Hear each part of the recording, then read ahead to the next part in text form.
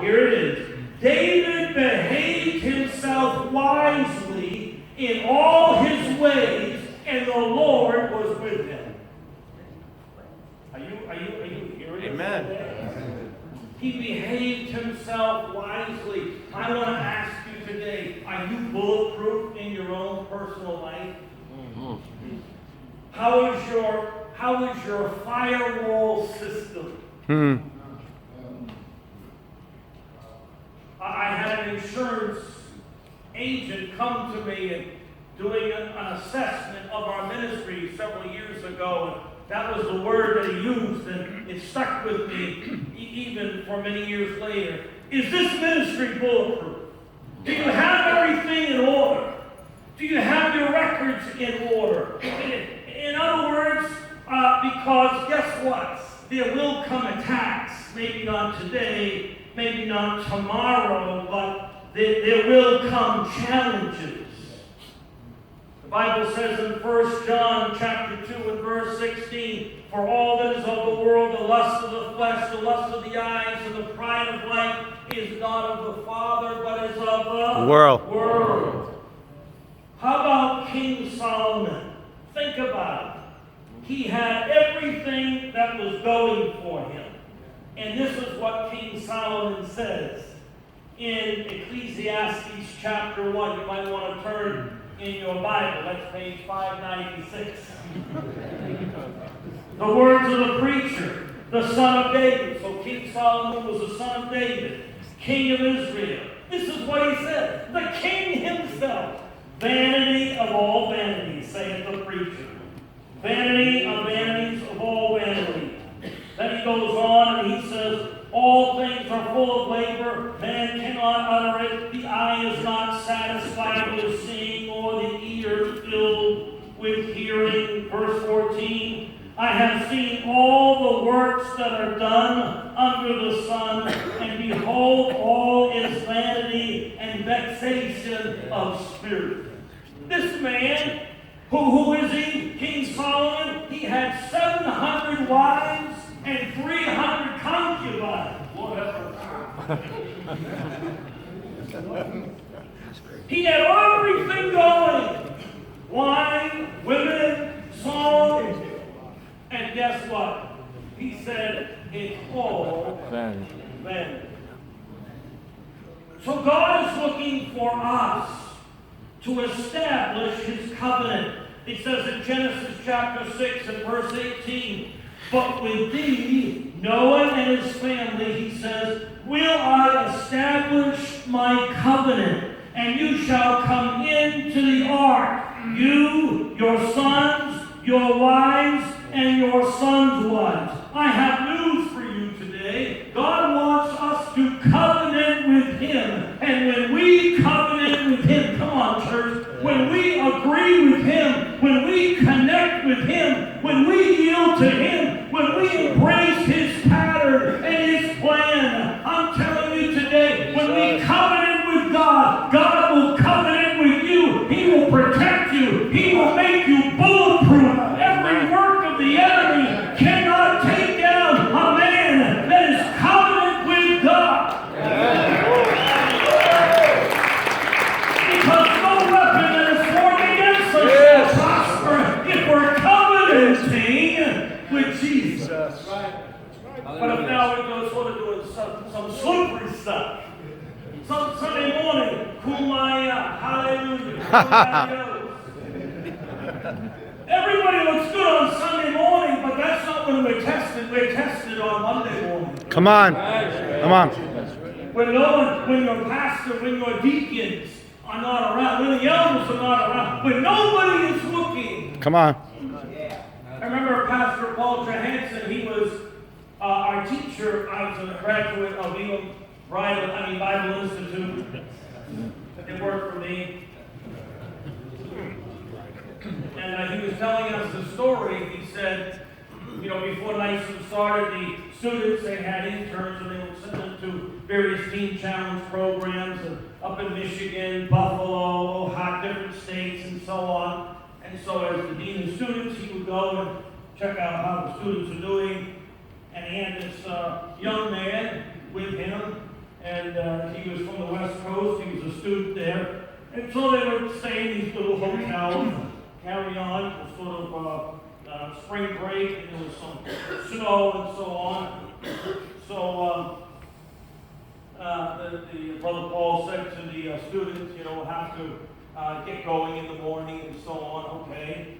And so anyway, Brother Paul gets up early and gets the car started, and the student is still sleeping, studying sleepology. Deacon Pillow was there. Comforter was there.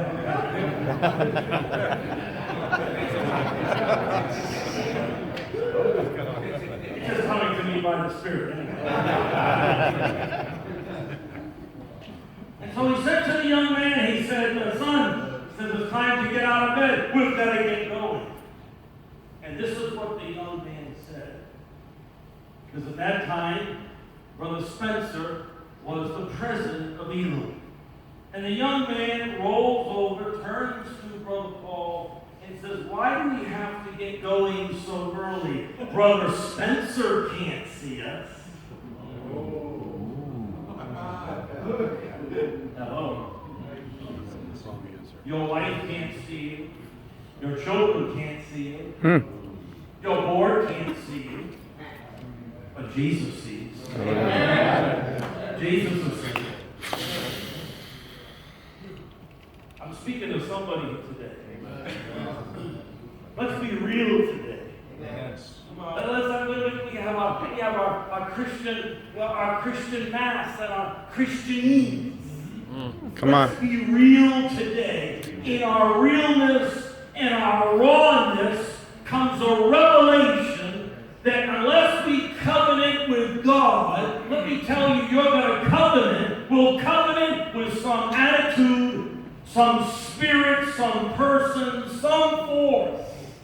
We have to decide today, who are we going to covenant with? Paul the Apostle, the greatest apostle, the chiefest apostle, one that wrote most of the New Testament and all the epistles. It says in 1 Corinthians 9:27, Paul says, I keep my body under subjection, lest when I have preached or ministered or touched other people, I become a castaway or become disqualified. I know it's quiet here today because God is speaking to all of us. Can I get an amen? Amen. If you turn over to the book of Proverbs, Proverbs chapter 23, verse 26, the writer says, my son, give me your heart and let your eyes observe my ways. So we have to ask ourselves, Lord, help me. As David said, he behaved himself wisely. He handled himself wisely, because unless we ask the Holy Spirit to help us, the enemy is right there to take you and I out. That's right. And so we have to ask the Lord God, help me today, fortify me, strengthen me, help me to become bulletproof. Say it with me. Bulletproof. You gotta be bulletproof. Not foolproof, bulletproof.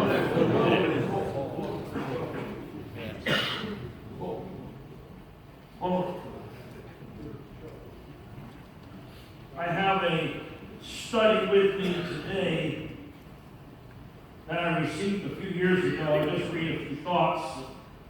Let the Lord speak to your heart.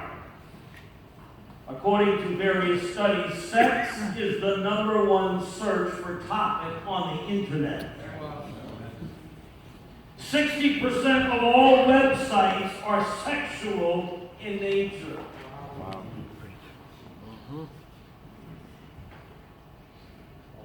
Someone said, this is Pastor Bill Perkins, if you think you can't fall into sexual sin, then you're godlier than David, stronger than Samson, and wiser than Solomon.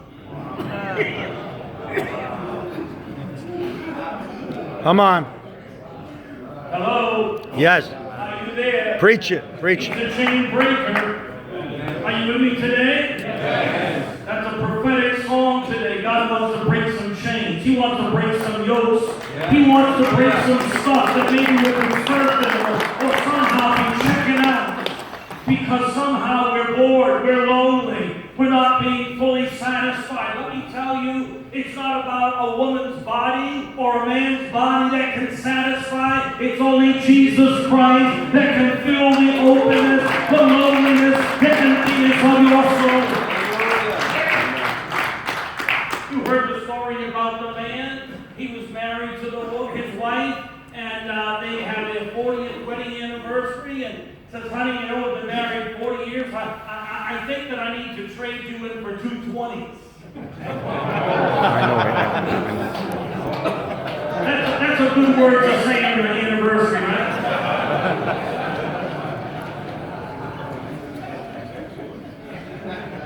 That boy is in trouble. A heap of trouble. He never read the book by Dale Carnegie, you know, How to Win Friends and Influence. And she says, honey, trade me in for 220s. Listen, Bubba, she said, you're not wired for 220.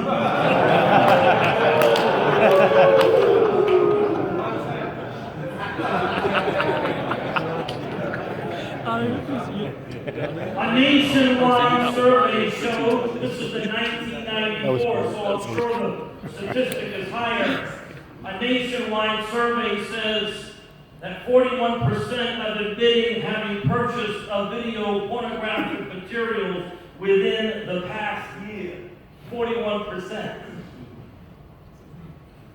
Top 5 current reasons why men view pornography. Number 1, spending too much time online instead of with their spouse or family.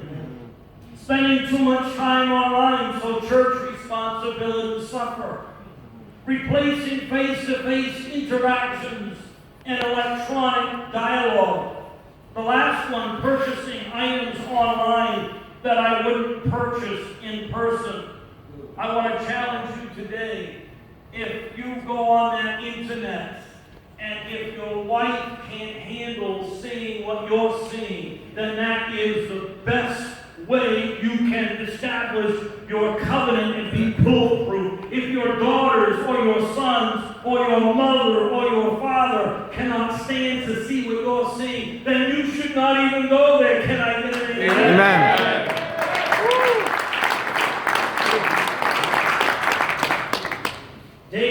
Job said, I have made a covenant with mine eyes. Are you going to make a covenant today? I said, are you going to make a covenant? Yes. Amen. Hallelujah. Men of covenant. Mm. And so in our social interaction, we have to begin to establish new and fresh boundaries to protect ourselves and to protect the people that we are ministering to. Whether you work with youth or children or Sunday school or even at your job. In fact, or even in our ministry, in all our office doors, we have vision, we have glass in every doorway. You know why? It's because the enemy is there to try and take any one of us out. Right. Men of covenant socially. I remember when I first started out in ministry, I was in Pittsburgh, and I was a youth pastor, and I was bivocational, and worked serving in the church, but also to help support myself. I was working in this grocery store. So it was around the holidays, and we were very, very busy. And then after the holidays, of course, comes January. Well, the boss had ordered too much Philadelphia brand cream cheese. By the way, anybody from Philly here today? Philly area? Oh, there's one in the back. God bless you. And people over there. Beautiful. I love your Philly cheese steaks. That's it. I could use that at lunch anyway. And so we had all these cases. Probably about 50 cases. The guy was ballistic, the water guy. I don't know, he thought it was going to be a apocalyptic happening. And so I'm in the dairy section, and he brings a bunch of cases, and he says, "Oh, Peter," his name is Jimmy. He says, "Peter," he says, "I got all these extra cases, and the date hasn't expired." I said, "Yes." He said, "Well, here's a marker, change the date. Because I'm going to lose a lot of money. It's cream cheese, it's okay." Are you with me today? It's the little foxes. Spoil the vine. Come on. And so, and he went on his way. I had the pen in my hand. And I was struggling, and I said, "Lord, help me." But Lord, I got to provide for my family. I'm going to be on the unemployment line. The church couldn't pay me. Just gave me a little stipend to help me out. Right. And I had this pen in my hand. And I took the first one, crossed it out, put a new date in, put it down. And I'm starting to feel sick in my stomach. Second one. By the 10th one, I said, "In the name of Jesus, I'm done with this stuff. I'm not going here. If God can't provide for me, if I can't stand on righteousness and integrity, then this thing about serving God is a bunch of noise."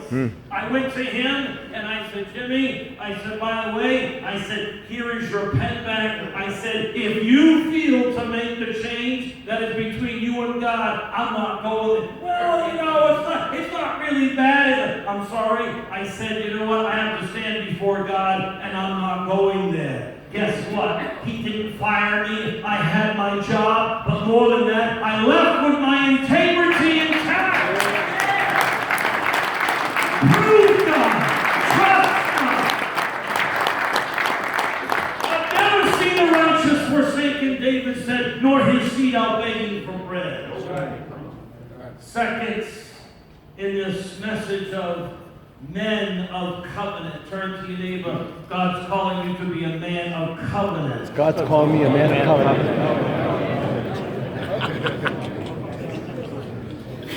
Covenant means let your yea be yea and your nay be nay. I hate to say this, brothers, but sometimes I have to say that as a minister, I'm now the president of NYSUM, New York School of Urban Ministry, and couldn't find anybody else, so I guess they decided to rope me in. We have various needs in our ministry. We need people to help us oversee our finances, auditors, boiler contracts, vehicles, so on. And I hate to say this, brothers, but oftentimes I struggle. I'm being real today. Somebody says, "Oh, here's a Christian over here.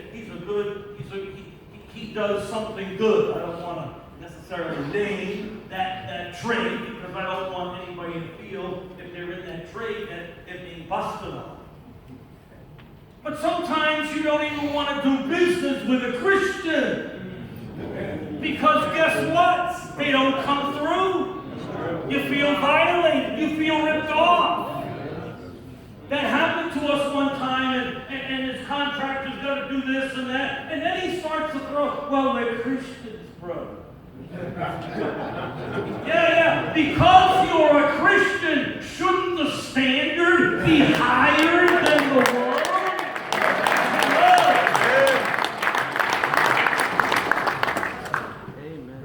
I'm trying, brother. Hold steady. I only got a few more minutes. Watch the trapdoor.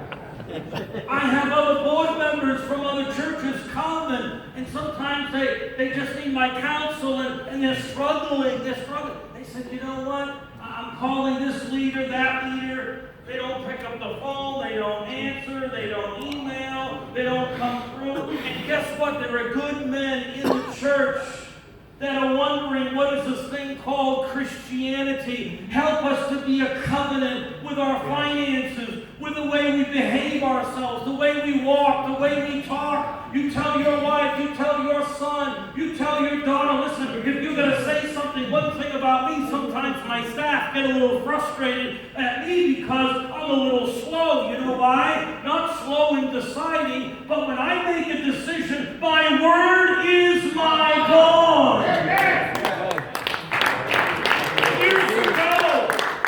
Years ago in the Old Testament, you know what? They wouldn't write it up as a contract. They would shake on it. It was a covenant. The word was their bond. You could go to the bank. May we, God, today, this weekend, ask God, help me to be a man that's not somehow one thing one day, the next thing the other day. But our word is our bond. Can I get an amen? Men of covenant not only socially, but number two, spiritually. It says over there in Genesis chapter 4. Chapter 4. It says in chapter 4, we're reading about Cain and Abel. And it says in chapter 4 and in verse 3, in the process of time, it came to pass that Cain brought of the fruit of the ground an offering to the Lord, and Abel he brought the fruit first things of the flock and of the fat thereof. And the Lord had respect upon Abel because of his offering. But unto Cain and his offering he did not have respect. Cain was very angry, and his countenance fell. And the Lord said to Cain, why are you angry, and why is your countenance fallen? If you do well, you shall not be accepted. And if thou doest not well, sin lies at the door, and unto thee shall be his desire, and he shall rule over thee. Verse 8, and Cain talked with Abel his brother. And it came to pass when they were in the field that Cain rose up against Abel his brother and killed him. Verse 9, and the Lord said unto Cain, where is Abel your brother? And he said, I do not know. This is a real, attitude. I don't know. Am I my brother's keeper? Attitude personified. The purpose of the enemy is to divide and conquer. The purpose of the enemy is to isolate and insulate you and I from others. Let me tell you something, brothers. We are our brother's keeper. We got to get into each other's grill and say, what's happening in your life? I love you. I missed you. Where are you? What's going on? How can I care for you? Not somehow to bully them. I've had some people come and bully me. You were not at the meeting. Are we more concerned about them not being in the meeting, or are we concerned about them as a person? Amen. Are we concerned about their own personal needs, their spiritual needs? Where are they at? What are they doing? Because guess what? Every one of us has a gift, has an anointing, has an ability. Yes. And the enemy wants to somehow come and isolate us. Hallelujah.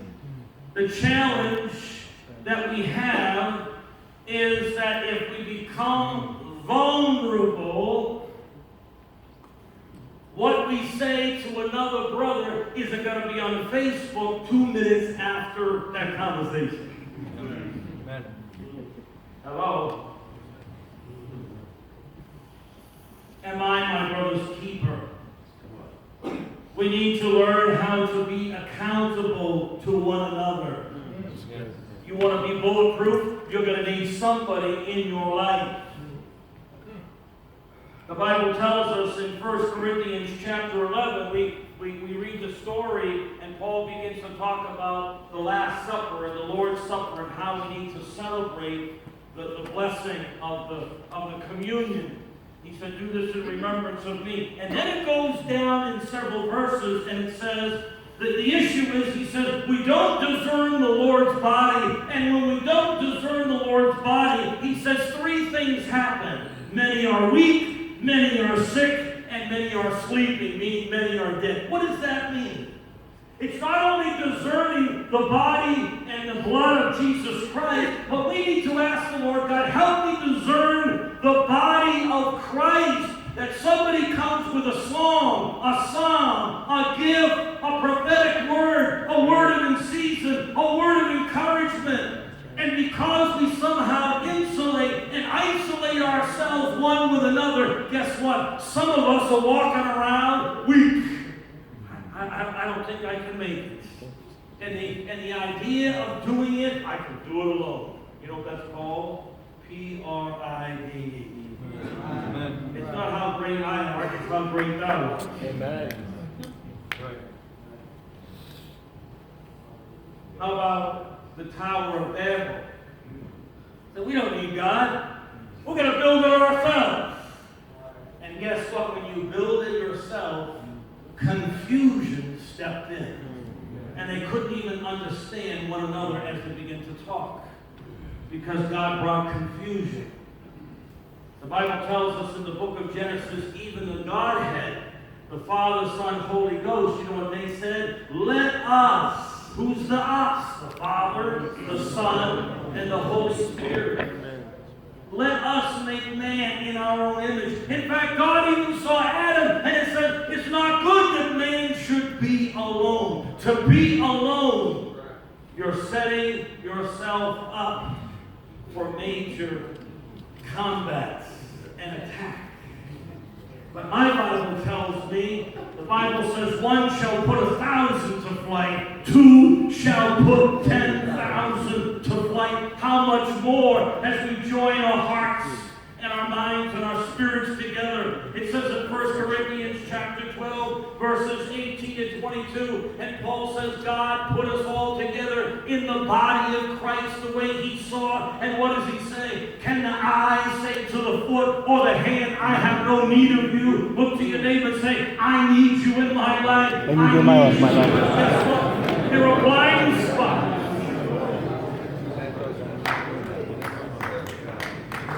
There are blind spots in our life.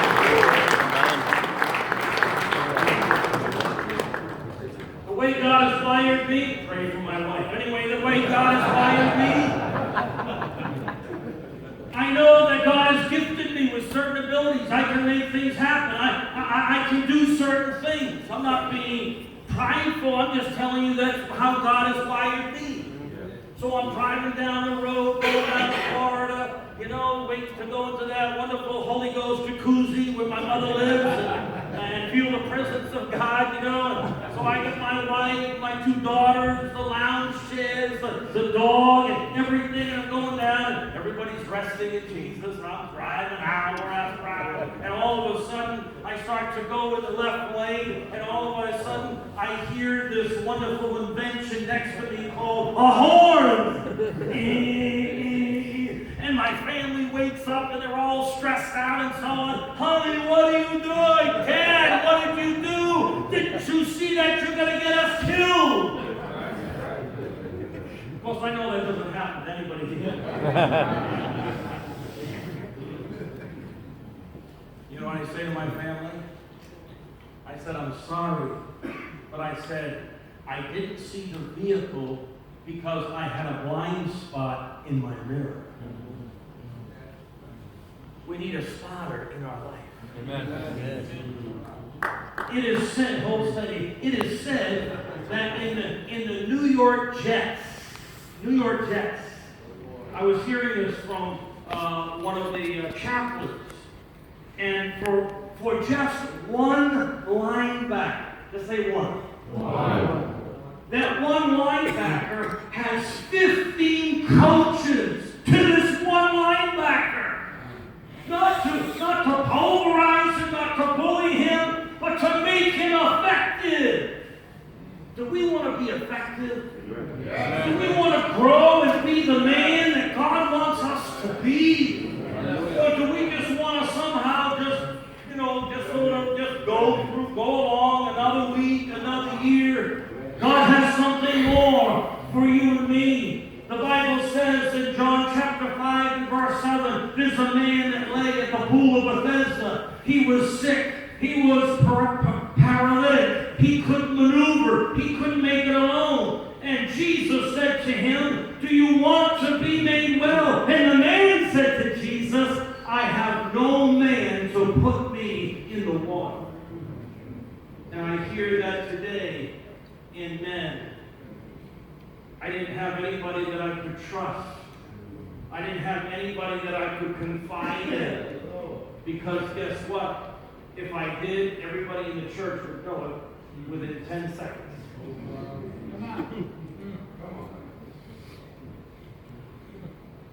I was at a meeting one time in my office, and somebody comes and and so on, and anyway, moved on and so on. And the person comes back to me. I said, no, that's not what we agreed to. Well, that's not true, Pastor.